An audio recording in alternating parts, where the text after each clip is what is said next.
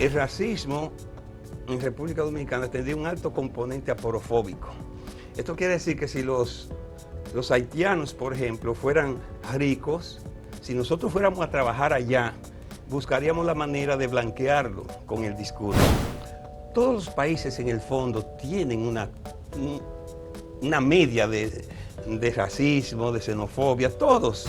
Por lo menos Abinader, sin ánimo de defender a nadie, tuvo el coraje de plantearle que sacaran de la agenda política el tema haitiano y que buscaran una salida del país. Y toditos salieron huyendo, le dijeron que no. O sea, no le interesa una política migratoria.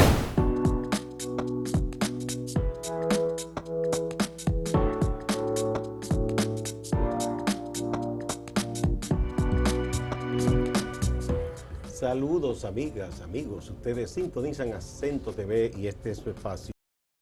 A partir de ahora y hoy tenemos nuestra sección mimada de este espacio, que se llama Interacción Académica con la doctora Ibe Guzmán y sus invitados, que hoy tiene el doctor Bartolo García Molina, con un tema yo creo de mucha actualidad. Así Bienvenidos.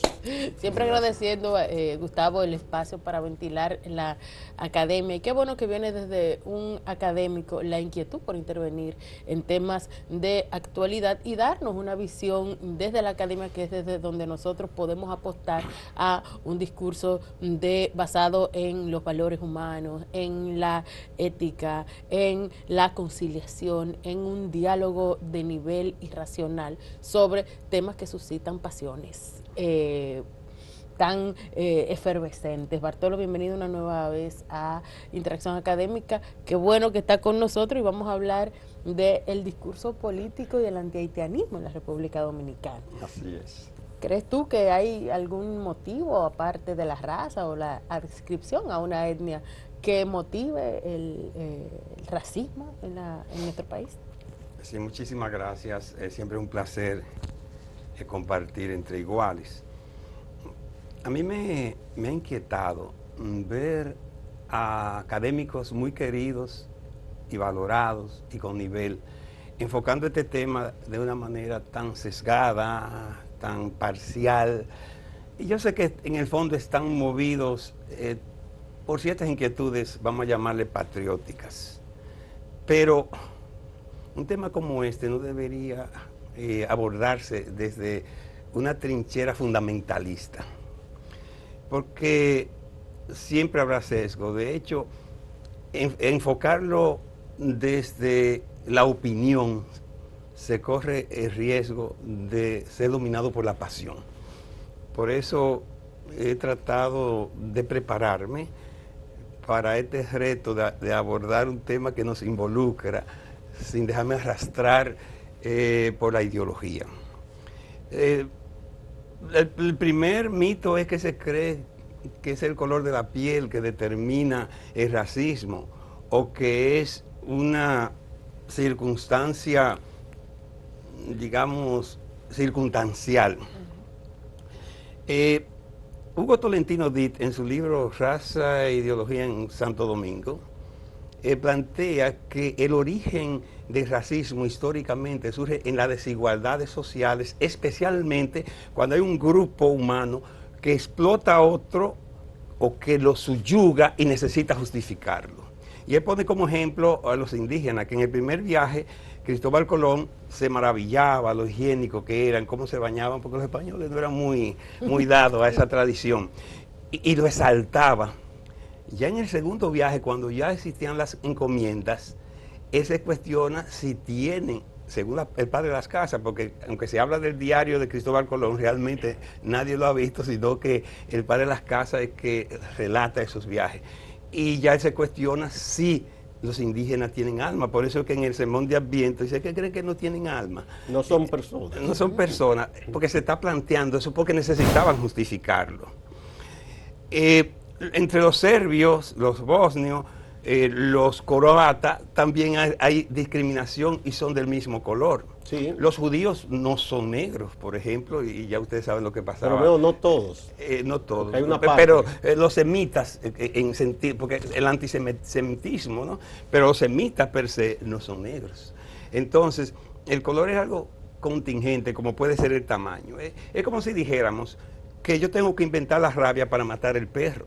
Necesito entonces coger cuando se está explotando inmisericordiamente o cuando hay una situación de desigualdad, hay que buscar una circunstancia para justificar una actitud. Y eso es lo que históricamente se ha dado. No es ningún invento, lo dice también Kwame Appiah, en su libro se llama Las mentiras que nos unen. Hay que inventar grandes relatos, primero para unirnos dentro y después para justificarlo. Adela Cortina ha desarrollado el concepto de aporofobia. Ella decía, pero no es que a los latinos per se se le desprecia en España, porque yo veo que los que vienen con mucho dinero se andan con ellos y se les salta. Entonces es un problema de pobreza. Ella dice que más que racismo, en el mundo lo que hay es mucho aporofobia, o sea, rechazo a la pobreza. Si ese concepto, el cual tiene mucho de asidero, es correcto, entonces el racismo en República Dominicana tendría un alto componente aporofóbico. Esto quiere decir que si los haitianos, por ejemplo, fueran ricos, si nosotros fuéramos a trabajar allá, buscaríamos la manera de blanquearlo con el discurso. Y encima de eso, el racismo es instrumentalizado por los discursos del poder, especialmente por el discurso político. Ya ustedes saben que no hay que hacer mucha historia para ver cómo Trujillo desarrolló con Peñavalle todo ese discurso antihaitiano para justificarse él como padre de la patria, como el gran reivindicador de la dominicanidad, y como Balaguer también cuando Peña era el símbolo de la resistencia, quiera sí o no, dominicana, que curiosamente era también el representante del nacionalismo, aunque se le ponía el nacionalismo revolucionario, porque era otro tipo de nacionalismo. Se quería asociar, primero, que Haití era un peligro inminente, que Haití era nuestro enemigo, y entonces Peña Gómez era el representante, en ese discurso político, Peña Gómez sería el representante de Haití, y por tanto nuestro enemigo, el peligro grande. Lo que vendían era que si él ganaba venía la fusión. La fusión, sí. que son de las grandes mentiras que nos unen, porque como si los haitianos estuvieran contentos con fusionarse. Quienes hemos tenido contacto con haitianos, vemos que no es que ellos son nacionalistas también. Sí. Ellos aman su terruño. Claro está, se podría, muchas dicen, pero que tú eres pro haitiano, tú, etcétera. Es un asunto, eso es trivializar, eso es trivializar la discusión. Usted como que ha hecho excelente análisis en el aspecto lingüístico, a veces de las frases, hasta de campaña, varios usted escribió aquí, que el lenguaje no es inocente, No.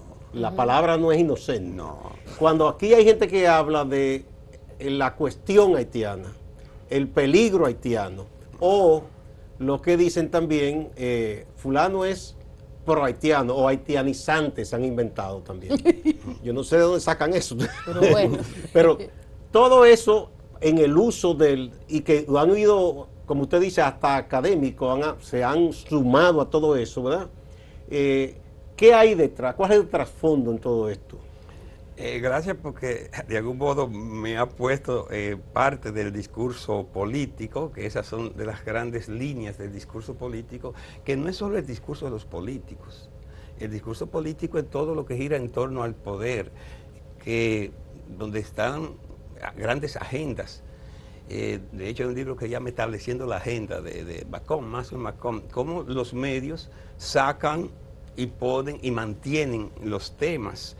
Entonces, el trasfondo para mí es claro, es hacer política con el menor esfuerzo posible, con la menor inversión en intelecto, en propuesta y hasta en dinero, porque con una consigna o tres consignas tú puedes mover a fanáticos. Entonces, yo fanatizo a un pueblo y luego no importa la lógica, los argumentos que otro el otro exponga, que el otro sostenga.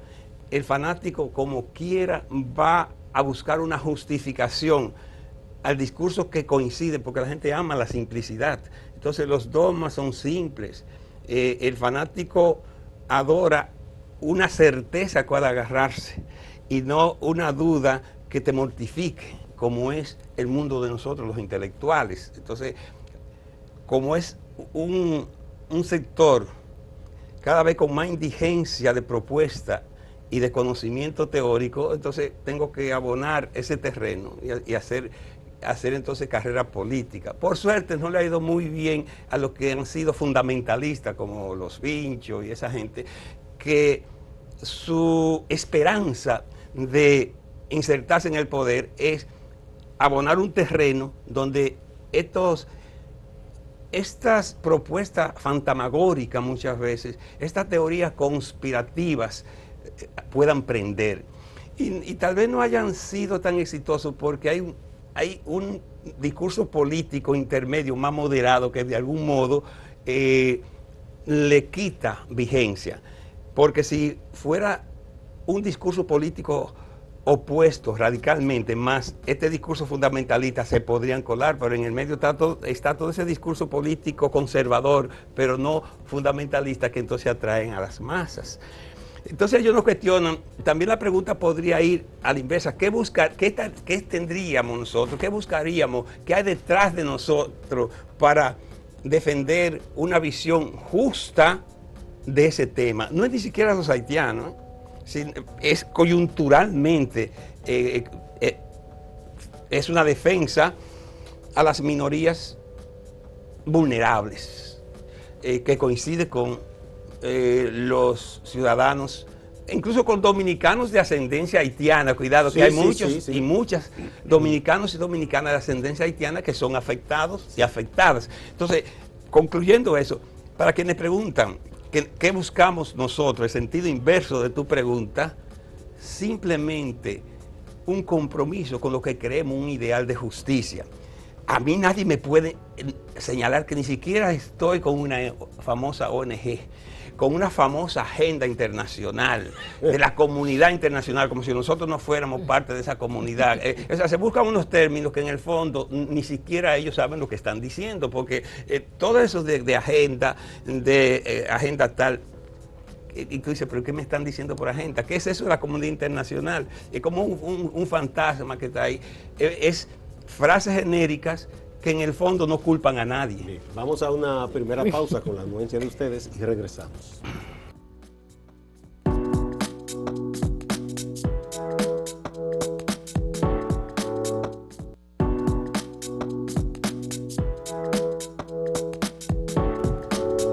Interacción académica. Ivette. Únicamente en función de tus argumentaciones anteriores, cabe preguntarnos, ¿verdad? ¿Somos xenófobos los dominicanos y las dominicanas? Responder como opinión es difícil. Por eso yo, cuando me propusiste el tema, cuando comenzamos, me propusiste que buscáramos aristas, me puse a estudiar para no, aunque tenía mi visión, porque yo me he preguntado, todos los países en el fondo tienen una media de racismo, de xenofobia, todos. De manera que y no encontré estudios que establezcan cuál es la media cuantitativa de racismo en los pueblos, o de xenofobia, o de aporofobia. Y en el sentido cualitativo tampoco la intensidad, porque uno dice, todos los pueblos de algún modo tienen un grado de racismo. Ahora, cuantitativamente, ¿cuál sería? Exacto, siempre hay que desarrollar un discurso de nosotros y culpar a los otros. Exacto. O sea, ese juego entre nosotros y los otros. No encontré estudios que establezcan cuál es la media, tanto cuantitativa como cualitativa. Pero me puse a estudiar las encuestas y encontré, yo pensaba que no había, encontré 5 encuestas, entre ellas 2 censos, una forma más amplia, que sí tratan. Por ejemplo, ustedes recuerdan el censo de 1990, que preguntaba que la gente se autopercibiera. No decían que no te miraban y decían, oye, blanca, sino ¿Cómo tú te defines? Tú te defines. Y en el 2010 también, el Censo Nacional 2010. Y encontré, y realmente la gente evade percibirse como negro. No es un indicador per se de racismo, ni siquiera de rechazo a la africanía o africanidad, pero en el fondo sí revela un temor a ser señalado por algo, eso revela algo. Y 3 encuestas, una de las Naciones Unidas, el Fondo de Población, que ya es más sofisticado, en Hogar, de la Oficina Nacional de Estadística, y otra de National Geographic. Yo no sabía que se habían hecho estudios tan minuciosos, y fíjense los datos que encontré que nos dicen. Dice la del Fondo de Población de las Naciones Unidas, cogí 4 ítems. Los dominicanos son mayormente de origen español. Se dice cuál es el origen y ellos se contestan.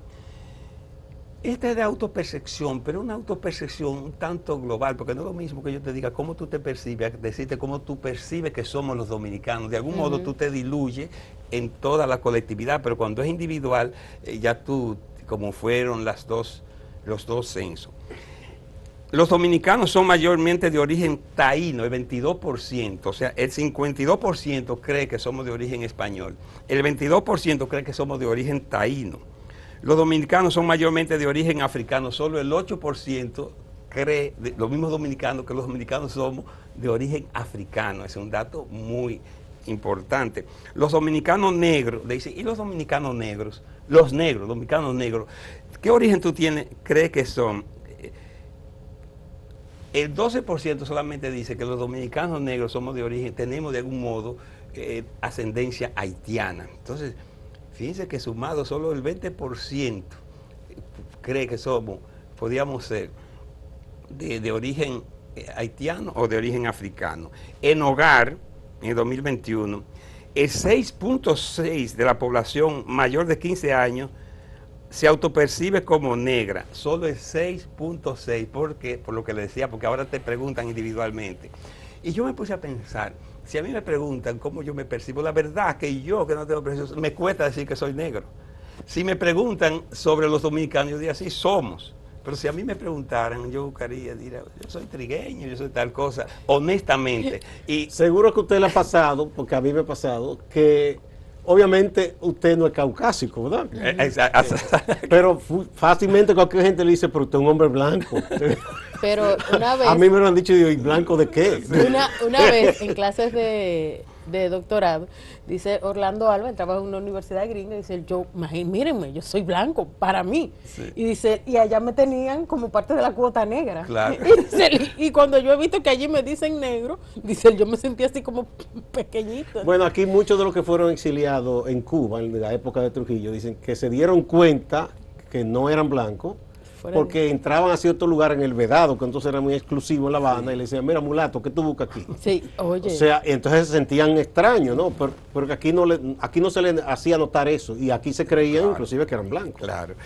El 5.8 se percibe asiático, caucásico, el 5.8. Y el 11.6 se identificó como de la tez blanca. Y esta es mucho más objetiva. Esta es del National Geographic, lo que hizo fue del ADN, que ya es un grado totalmente de objetividad. Yo recuerdo esa, sí. Vamos a ver qué son ustedes. Un estudio en 140 países, ellos quieren hacer un estudio, ya tienen que haberlo terminado, en 140 países. La Universidad de Pensilvania y UNIBE de aquí participaron, la contraparte.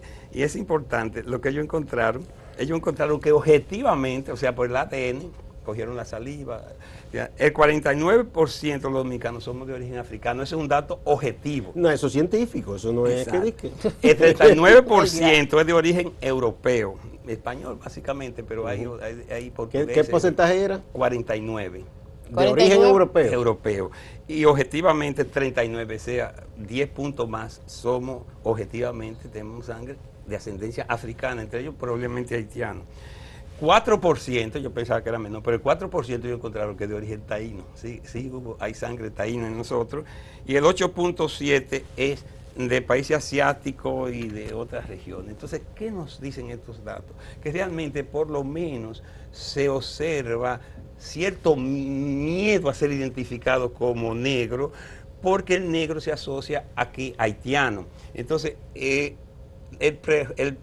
prejuicio racial en República Dominicana es realmente contra los haitianos. Yo le preguntaba a algunos extranjeros, de ellos Sergio, un cantante de tango de Argentina que viene mucho al país, está aquí precisamente, y le hago la pregunta para ver la visión de fuera es buena. Una persona que ama este país. Y yo le digo, ¿cómo tú que andas, él anda por un trotamundo en muchísimos países, cómo tú percibes la actitud de nosotros los dominicanos en cuanto a la raza? Él titubea tímido, como dice, aquí no hay tanto racismo, solo que un racismo unidireccional, uso esa palabra, unidireccional. Entonces, lo que yo me sonreí, digo, ¿tú quieres ser haitiano? Sí, he encontrado que es difícil. Y lo peor es que yo he observado, tal vez cuantitativamente estemos por la media, pero la intensidad de rechazo es una variable que hay que tomar en cuenta. He hecho en estos tiempos ciertos sondeos, nada científico la actitud. 20 personas, y de ellos 18 se manifestaron, dieron juicio horrible sobre los haitianos, pero no solamente horrible. 5 de ellas dicen que son partidarios que lo degüellen, que se lo lleven, que Trujillo hizo bien. Que apuestan a la violencia. Que la intensidad es increíble. Es cerril. Es una actitud. Bien. Vamos a una nueva pausa y regresamos.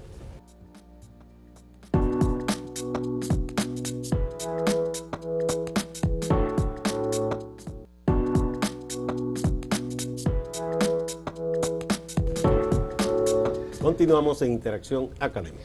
Ya, ¿cómo consideras tú que debiera el país tratar una política migratoria hacia Haití? Sí, gracias. Yo creo que esa es la mejor pregunta que debemos hacernos quienes estamos preocupados por el tema. Porque los países desarrollados tienen su política migratoria. Se ha demostrado que realmente necesitamos inmigrantes haitianos. Nada más hay que ver cómo estaban gritando cuando no aparecían. Bueno, la construcción, la agricultura. Entonces, lo que sucede es que ningún gobierno se preocupa por entrar a profundidad al problema. Por ejemplo, ¿cuáles son las causas?